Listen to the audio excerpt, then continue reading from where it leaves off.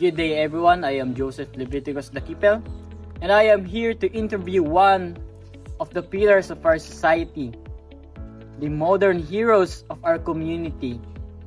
Everyone help me welcome Sir John Andrade. Good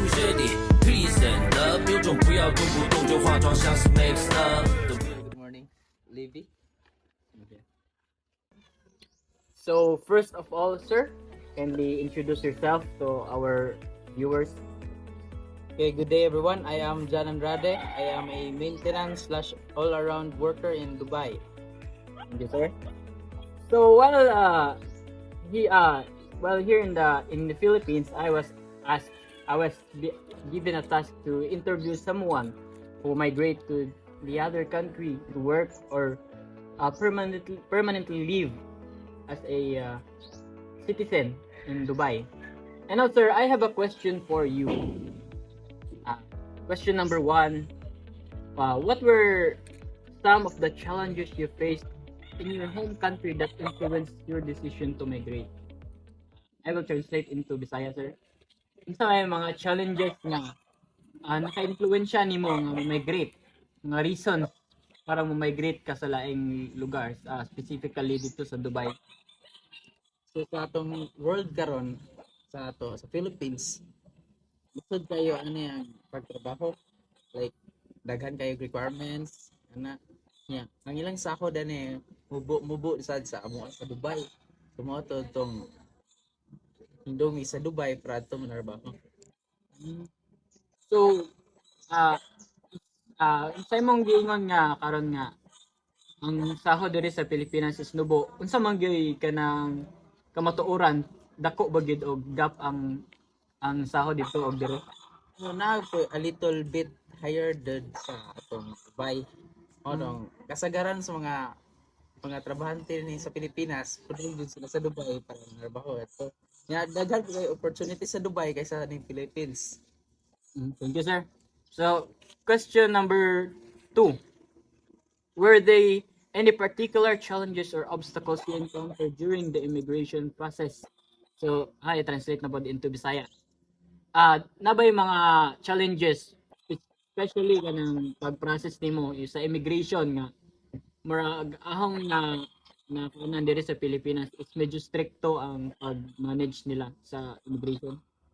Sa akong pag-sud sa Dubai, ang daghang struggles pero makaya ra man pod sa tabang sa atong mga opisyales na tabang na to nga magpadali atong pag-proseso.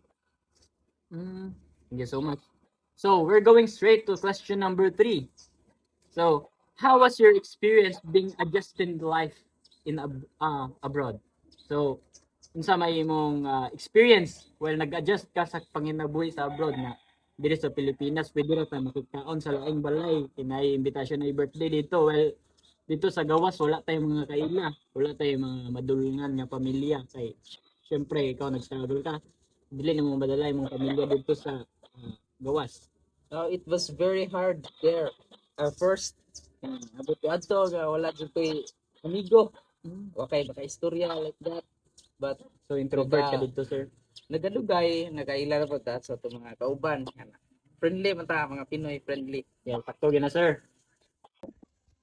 So our next question is, sir, can you share any moments or experiences that have been particularly meaningful or rewarding para sa imuha?